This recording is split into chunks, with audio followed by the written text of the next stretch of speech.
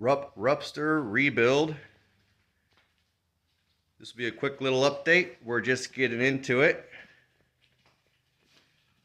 Decided in a little bit of time we had today, pop off the carburetors and then come on over here. Just do a quick little inspection on them. I sprayed them out already, but they weren't too dirty. Looked pretty clean. I did clean them already, 3 years ago, so they were put away with fuel in them. But they are all ready for reassembly. So stay tuned.